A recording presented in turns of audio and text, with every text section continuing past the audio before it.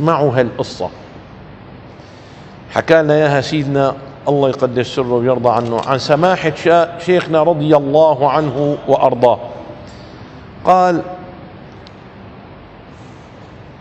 سيدنا الشيخ محمد أمين بعت سماحة شيخنا لعند أخ ببعض البساتين. سماحة الشيخ الله يقدس سره ويرضى عنه وصل لهنيك وقام شاف هالأخ بحالة من ارتكاب كبيرة من الكبائر وفاحشة من الفواحش والعياذ بالله، وقام رجع لعن سيدنا الشيخ محمد أمين، أو حتى يمكن كان هو سيدنا الشيخ محمد أمين. سيدنا الشيخ محمد أمين قال له اسكت امشي. سيدنا الشيخ محمد أمين مربي مزكي رضي الله عنه وأرضاه. سيدنا سماحة الشيخ لما توفي سيدنا الشيخ محمد أمين كان عمره شي 27 28 سنة، يعني نار حرارة، شو هذا يخرب بيته، شو عم يعمل، شو عم يساوي، شو يا سيدي هذا بده ندف رقبة، هذا بده كذا، هذا يعني نص الله يرضى عليه، خلاص اتركه أنا بعرف ربي. صار هالأخ كل ما يجي على جامع أبو النور لما يشوفه سماحة الشيخ يدير وشه عنه. إذا إجا هو تعرض له السلام عليكم السلام يتركه ويمشي. فإجا عند سيدنا الشيخ محمد أمين هو ما له عرفان شو القصة، ما له عرفان إنه مكشوف.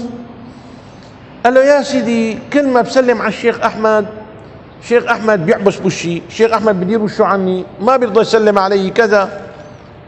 قال له طيب.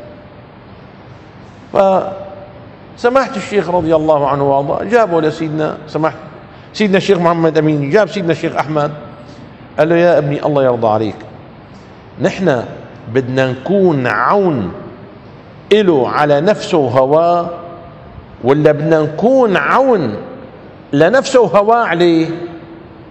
قال له لا سيدي بدنا نكون عون إله. قال له يا ابني مين منا ما بيخطئ؟ وإذا أخطأ ما معنى ذلك نحن بدنا نجي نعاقبه؟ يلي بيحاسب عن ذنب الله عز وجل، وما يدريك لعله تاب، وأنا يا ابني عم بوجهه كذا وإلى آخره. الله يرضى عليك يا ابني كرمالي افردها معه شوي. والله عز وجل أكرمه للأخ وتاب واستقام. لذلك سيدنا عمر الله يرضى عنه شو قال؟ قال كونوا عونا لأخيكم على الشيطان ولا تكونوا عونا للشيطان على أخيكم. بدك تكون عون له على شيطانه، على نفسه، على هواه.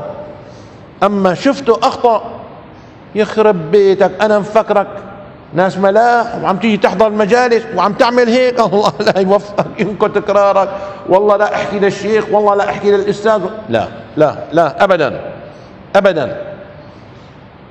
سيدنا الله يرضى عنه حكى لنا مرة قال يا ابني أنا ماشي بالطريق شفت أخ مرقت وحدة شرقها من فوق لتحت،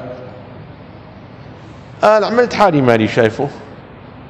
بعدين هو لاحظ أو شاف الشيخ بالطريق استحى كذا. المهم بعد فترة اجى على الجامع قال له سيدي ان شاء الله ادعوا لي، والله انا عيني فلتانة والله كذا.